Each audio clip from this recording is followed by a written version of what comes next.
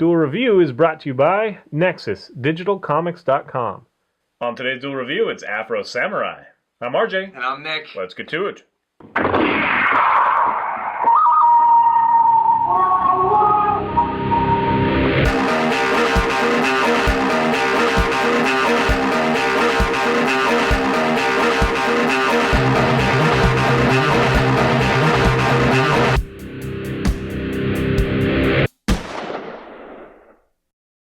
Hey everybody, today is December the 6th, and we're finally taking a look at the series Afro Samurai. That's right, and the original series, the 5-episode series right here, came out in 1999 to 2000, somewhere around there. And then the movie, which was the sequel shortly after, which is Afro Samurai Resurrection. So the story follows Afro Samurai as he finds revenge against Justice, who killed his father for the #1 headband. So I guess I should get into the story. I'm just showing off the cool director's cut edition. It's beautiful. It was pretty cool. So there's these headbands, right? And as far as everyone knows, there's two. The one is #1 and the other one is #2. Now, anyone can challenge the #2 headband to winning the headband, but only the person wearing the #2 headband can challenge #1. And once you have #1, you get these godlike powers. So it's Afro Sam. Well, I didn't want to give anything away. It's really debatable, godlike powers. Anyway. Yeah. I didn't want to give anything away though. So Afro Samurai is, he's just kind of going off, and he's finally, you start off with him wearing the #2, and you're trying to figure out how, you're trying to figure out how he got #2 and why so many people are after him, but everyone's after him because he has #2. And in addition, you meet a lot of characters and there's a lot of flashbacks, I should say. So while you're following the linear story of him going to claim the #1, or not really claim the #1 headband, but mostly just kill the guy who killed his father, you have a lot of flashbacks into how he became the person that he is. I think the first episode actually starts off with a flashback, and that's his father versus Justice, and him finding his father dead, and witnessing the whole thing, and just that big trauma. Justice, voiced by Ron Perlman. Right, and Afro Samurai and his friend Ninja is both Samuel L. Jackson. Although I guess Ninja you kind of guess, and it's true that he's more of like a imaginary friend, a conscious even, because no one really interacts with Ninja character, even though he's never really named. He's just, you're like a ninja or something like that, right? Right. Yeah, I don't think he's ever really named, but that's the name that they gave him. The music is done by RZA from Wu-Tang Clan. That's RZA if you don't know him. And he's done a lot of other great stuff in other movies as well. Yeah, so the music really is pretty great awesome. Here, Yeah. So like I said, this is 5 episodes. Then you have the sequel to it, which is the movie. And it all started with the manga, which is now 2 volumes long. So you should read that and check that out. And it's just a very cool kind of movie because it mashes together so many different genres. You have this kind of feudal Japan feel. It's got a lot of techie stuff. There's androids and robots and guns and bows. Well, not really guns. You have a grenade launcher. No, you have guns. You have Justice has guns. You're right. Yeah.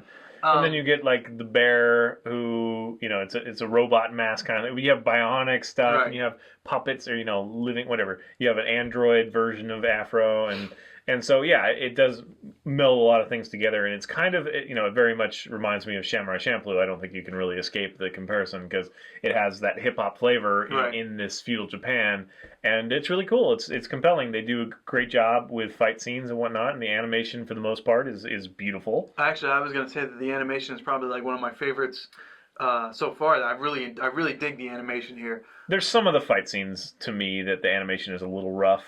But yes, I agree. It is very well polished. Yeah, I think it's got a very good style, a very distinct style. So the quick breakdown, the visuals are amazing. I really enjoyed the visuals. The story is pretty good. I mean, I thought it was going to be cliche, but it really turned out to be more than I hoped for. It is really cool, and I guess, again, we won't spoil it more than we have. I wish that there were more headbands, honestly. I wish it was longer and had more of a climb to the top thing. Because it reminds me of No More Heroes for the Wii. Have you ever played that? Yeah. That was fun, where you just kind of, you climb up the ladder kind of thing. And I would have loved to see more. And I would have loved to see how he ended up getting the headband and all that stuff, the #2. Did we? Yeah. Okay, then I guess I forgot that part. Anyway, yeah, I guess there was. I wish there was a little bit more exposition because it kind of goes from fight scene straight into fight scene with a little bit of the like flashbacks in the middle, and I just wish there was a little bit more time spent with Afro. And the only other drawback I have is that I think Ninja gets really annoying. Oh yeah. So Yeah, I I mean agree that's with that. partly his character, Right. but yes, he's just kind of like, oh, shut up. And he speaks in this weird ebonics that just throws you kind of out of it because Afro Samurai really doesn't talk at all. Like he really barely says anything to anyone. And he's a cool motherfucker. Yeah, and he's awesome. He's like But Shaft. Ninja is he just says everything. Yeah. Like Shaft. You're so making us more white than we are. Yeah, so it is cool. I just wish there was a little bit more of it, honestly. I wish they took a little bit more time with it. But And the movie does I love the teddy bear head. I think that he's so cool. Yeah, that's. Yeah. Oh, I shouldn't have said that, huh? Well, I guess it's kind of given away. You know who it is by the time you meet him. Yeah, you do. I always suspected, I guess. Yeah. And that okay. So two of his childhood friends are Janosuke and the girl Okiku, right? It's called Okiku. Yeah, Okiku. So you meet them later on, and their interactions with each other are interesting. Although Okiku seems to like forget that that's him. Well, I mean, I know she's pretending, but it's like, does he think that she forgot who he was? Is that I really didn't get that whole scenario. He doesn't know who she is at first, kind of thing. Really? So. Okay. Well, yeah. I guess so because she is all grown up, and he did assume that she died. Yeah. Okay. And then there's the MT7, which again I thought was pretty cool. Yes. I think they're pretty cool. I wish there was a little bit more. Yeah, because it doesn't really.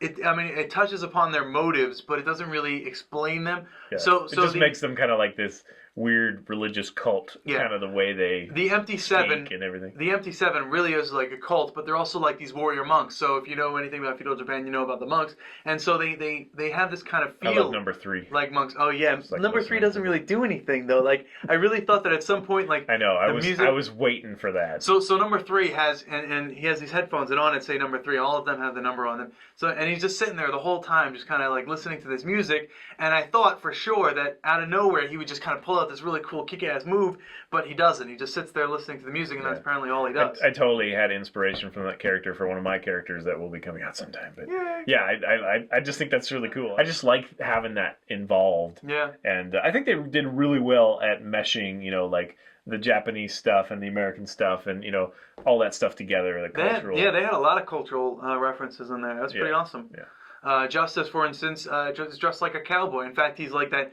kind of deathly cowboy. Like if you go into some of the old Western kind of folklore about death, you see him in like this kind of cowboy outfits, like the skeleton guy. Yeah, and it's like a weirdly pointy cowboy hat. Yeah, it's beautiful with that art. And it totally works. Ron Perlman does this weird like lispy like it's kind of high like that. Yeah, he does.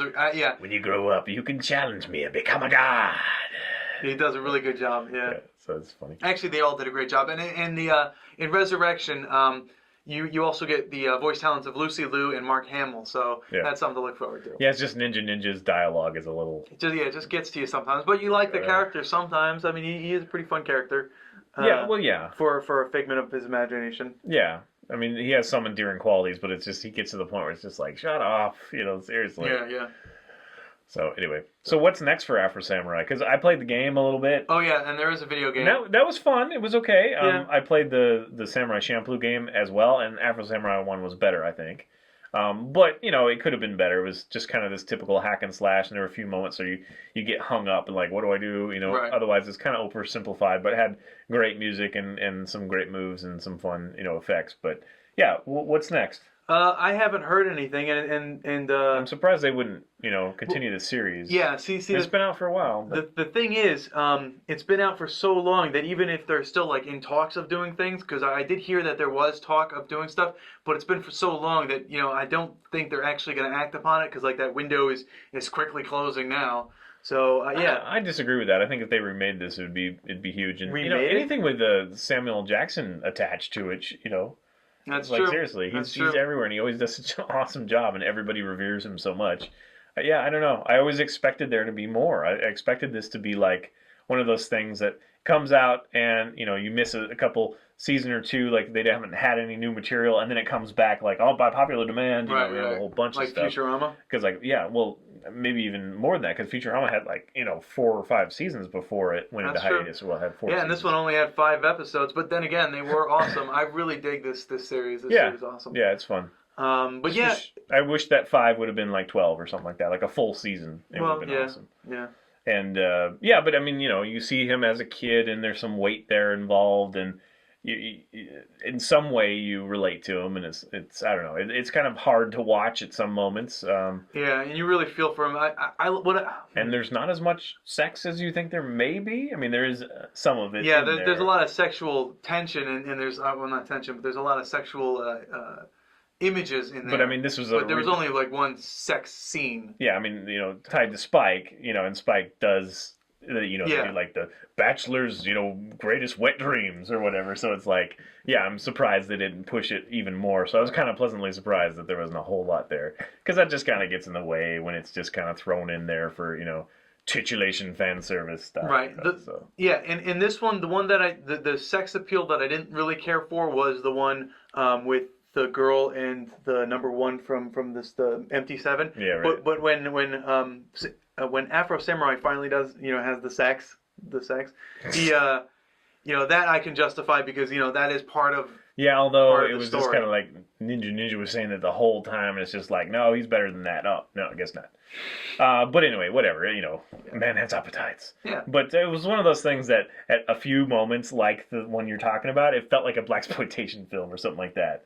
Where there's just like girls draped all over the villain, and he's speaking weirdly, and I guess so. I didn't even think about that. But just a little touch of that, so it might have been a nod to that, and maybe it's just my prejudice. I don't know, but it was fun. Well, that's something that I wanted to bring up with the MT7. You have these kind of like they have the Asian feel, like the Asian monk feel, but a lot of them talk like with that kind of deep growly voice. A little urban. Yeah, urban. Street. Yeah, like they took lessons from the Wu-Tang Clan. So and there Maybe they did. There is a huge vibe of that, because the creator was huge into hip hop and the R&B culture. And his name, and I'm gonna look down because I always forget it, is Takashi Okazaki.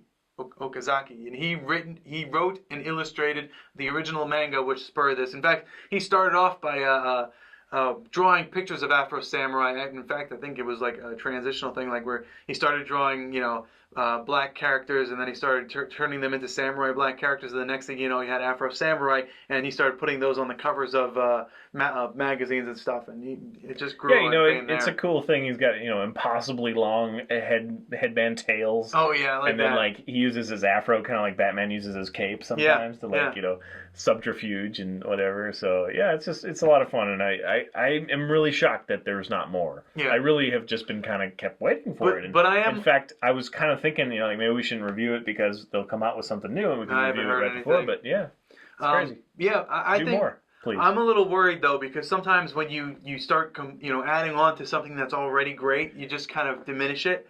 This 5 episodes were awesome, and then the movie was pretty damn good too. Plus the video game I hadn't played, but you say it's good, right? So it's decent. Fun. Yeah, it's decent. It's not great. It shouldn't be on anybody's must play list or anything, but it is fun. It's not a throwaway game. But this series absolutely is. You should definitely watch it if you haven't already.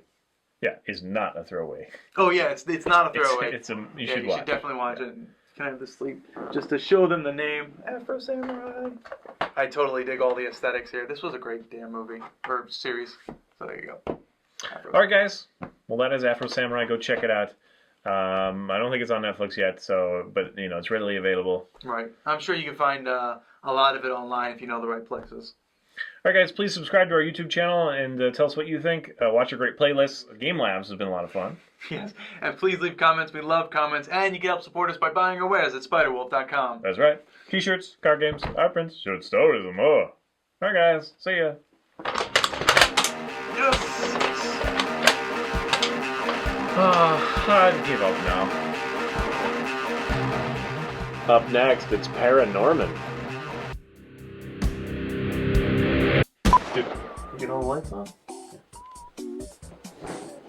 Good job. Oh! What microphones attack? 8? Ninth. 6th. 7th. 6th. Oh, right. See you later. I'm only ahead by like 25. I know. This sucks. So sorry, dude. I like that final scene where Genosuke's covered in all the headbands. Although I'm curious as to how he got them all. I don't think that was He explained. made him in craft. Yeah, In a craft project. In craft class. At summer camp. That one just kind of went, "Ew." Shot yourself in the head. We need bloopers, man. We got no bloopers. So we'll just have a week that's not funny. On this week's Duel Review, we are not funny. We are very serious. Russian roulette. Now your turn. Oh yeah, mine's still loaded.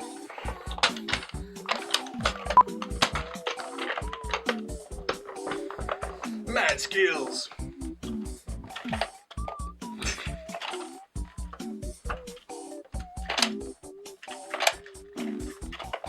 I like this because it feels like it looks like I like this gun because it looks like the one that Hellboy uses. You know, it's big Gladys. Baby. Yeah, whatever it is. You woke up, baby.